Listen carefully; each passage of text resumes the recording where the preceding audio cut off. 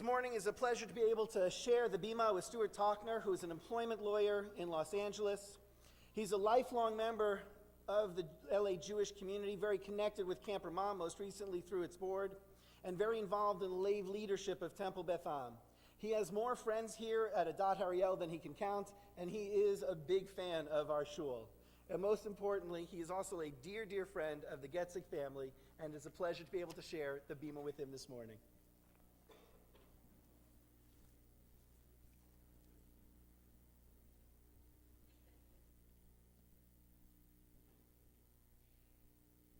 Thank you, Rabbi.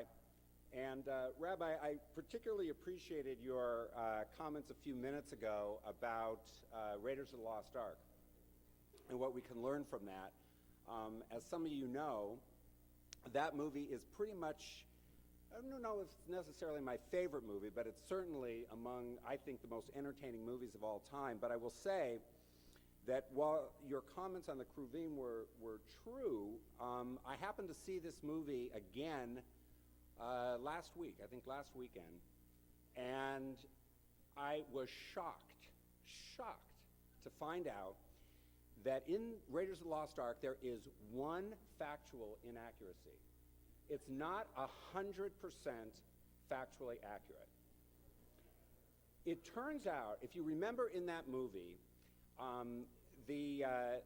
Indiana Jones and the person that he's with go down into the little hole where they find the Lost Ark. And they go down there and they take these two poles that are lying right nearby, and they slide the poles into the rings, and they lift up together the Ark of the Covenant, and they lift it out of its resting place, and they take it out. We learn from this parsha this week that cannot be right. That is inaccurate, because what the parsha this week tells us is that the poles were permanently affixed into the rings. They didn't slide in or out. So somebody missed that when preparing that movie. Now, we learn those kinds of details from this parsha because in Parshat Trumah we learn all about the building of the Mishkan, which is the portable sanctuary that holds the recently given law. At the beginning of the parsha, God declares in a mystifying instruction at the beginning, the Asuli Mikdash v'shachanti betocham. They shall make a sanctuary for me so that I may dwell among them. It's mystifying, really, because we really have no sense why God, the Almighty, would need some kind of a small physical space in which to dwell among us. For an all-powerful deity like God, that seems rather odd. But beyond that, the text of this parsha is, frankly, excruciating in its attention to detail. We learn that the Israelites are to bring gifts of gold, silver, copper, colored yarns, fine linen, goat's hair, tanned ram skins, acacia wood, oil, and spices to make the sanctuary and its furnishings. God tells Moshe to tell the Israelites to build the ark, and he tells it to build it out of acacia wood overlaid with gold. And God gives the exact dimensions of what this ark is supposed to look like: 2.5 cubits long, 1.5 cubits wide, 1.5 cubits tall.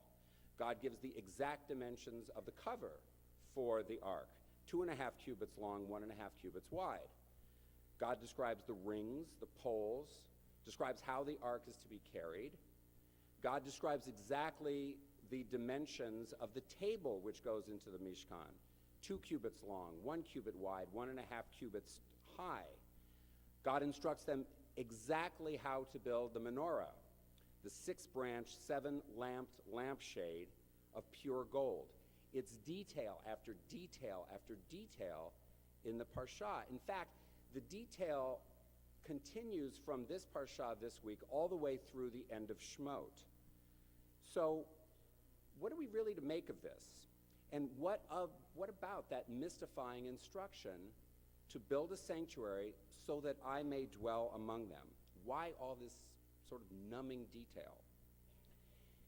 In fact, it appears that the Torah at this point has sort of taken a hard right turn from the sweeping narratives of our foundational stories of our people in Breshit, Sarah, Rebecca, Leah, Rachel, to sort of turning into a how-to manual on the building of a mishkan, of a sanctuary. Or is there something below the surface of what seems to be a construction manual that speaks to something at least as profound as the morality tales that we find in Bereshit? So the rabbis confronted these same profound questions as well, and some were convinced that there must be some sort of allegorical meaning to that which is being constructed. Isaac Abravanel, a 15th century commentator, looked at this and explained that each of the items to be constructed inside the Mishkan must stand for something else. So he said, for instance, that the altar was meant to burn away your corporeal desires and evil impulses, that's what the altar stood for. But modern commentators have largely abandoned that approach. Modern commentators really means commentators within the last 150 years or so. And chief among these is Nechama Leibowitz, who is a legendary 20th century Bible scholar. And this is how Leibowitz explains it. She says, the Torah does not directly spell out the symbolism of the tabernacle. It helps us to understand it by stylistic devices, by the repetition of key words and phrases. Our sages have taught us the importance of every single word in the text and to appreciate correspondences between similar phraseology and key words recurring in different places. So here's what Leibowitz found. First, in addition to all of these construction details, God continually exhorts Moshe to build the Mishkan, but to build it in a particular way. Kamishpato asher hareta bahar, as you were shown on the mount. So this is how it's used, for instance, sometimes throughout the text. View and do after the pattern shown on the mount, and you shall erect the tabernacle according to the fashion which you were shown on the mount. Hollow with boards shall you make it, as it was shown to you on the mount. As you were shown on the mount. Well, it turns out that phrase refers actually to something we read last week, in last week's Parsha, Mishpatim. We read last week that a cloud containing God's presence covered Mount Sinai for 6 days. And on the 7th day, God called Moshe into the cloud. And Moshe entered into the midst of the cloud. So does that sound familiar on some level? 6 days, and then the 7th day coming into close contact with God? By including Moshe's experience on the mount from last week, we see that the structure of this story, the building of the Mishkan, bears a remarkable similarity to another rather important story, the creation story in Bereshit. She found that the stories actually have 7 fundamental similarities between them. And in biblical analysis, the number 7 always carries with it a certain mystical resonance. So here are the 7 points of parallel structure that she finds between those two stories, the building of the Mishkan and the creation story, all focused upon a common primary verb or phrase between the two stories. So first of all, both stories use the word asa, to make, as the primary verb describing that which is being created or constructed, asa. The second similarity is that the creation of the world took 6 days, and God's demonstration of the construction on the mount took 6 days. The third similarity is that God rested on the 7th day, and Moshe entered into the cloud and into God's presence on the 7th day. The fourth similarity, and again, these are using the same words, the Torah specifically notes that God finished, using the word yichal, God finished the work of creation, and it also notes here that Moshe finished, using that same word, the work of building the Mishkan. The fifth similarity, God saw, using that word, vayar, all that God had created, and Moshe saw all that had been done. The sixth similarity, again a similar word, God beheld, vihine, that God's creation was good, and the Torah remarks again using that same word, v'hinei, that they had constructed the Mishkan. And the final similarity in creation, God blessed the seventh day, using the word vayivarech, and here Moshe blessed the Israelites. So again, if one assumes that specific words are chosen for very specific purposes in the Torah, then these linguistic similarities and structure between the two stories needs to be something more than mere coincidence. Nechama Leibowitz takes these 7 points of parallel construction, and she concludes that the building of the Mishkan is nothing less than the formation of a partnership between God and mankind in the act of creation. She says, it's incumbent upon man to imitate his creator and assume the role of being God's partner in creation. And this partnership, she suggests, is what God means when God declares, and let them make a sanctuary, that I may dwell among them. So, what are we really to take away from this remarkable similarity between the two stories, between creation and the building of the Mishkan, between this symmetry, if you will, between cubits, the actual cubits, and creation? Leibowitz says that it's humankind's role to imitate its creator, to assume its role as God's partner in creation.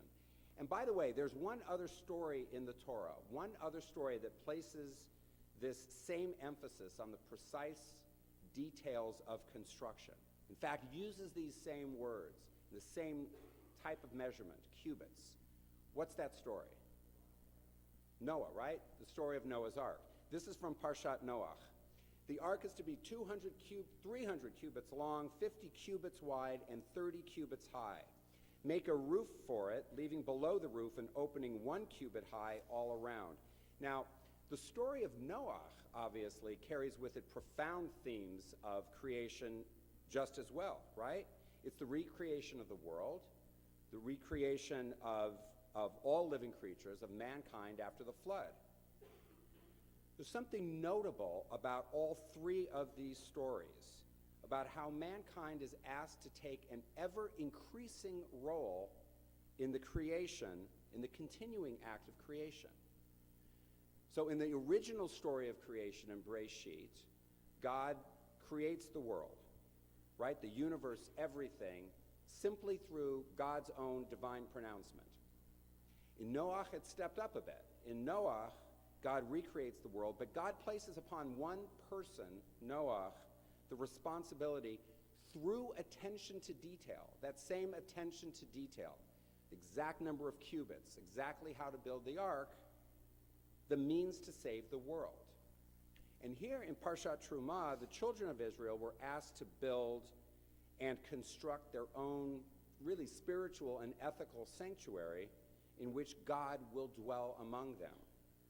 And all of this creation was accomplished, again, through exact attention to detail, with a focus on the mundane, all according to God's direction.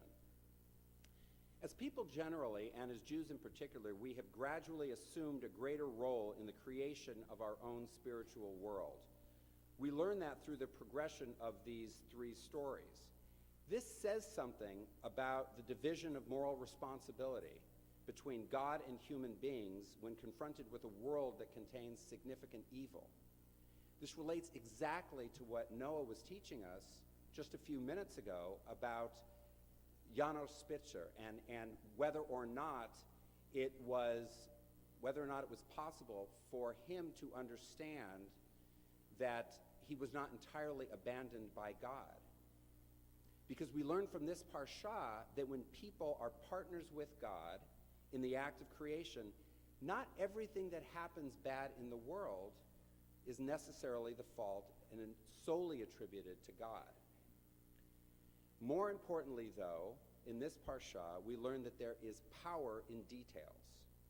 Whether it's the detail in building Noah's Ark, or the detail involved in building the Mishkan, or the detail involved in pretty much anything else in which we seek to imitate our Creator. There's power in these details, the details of creation.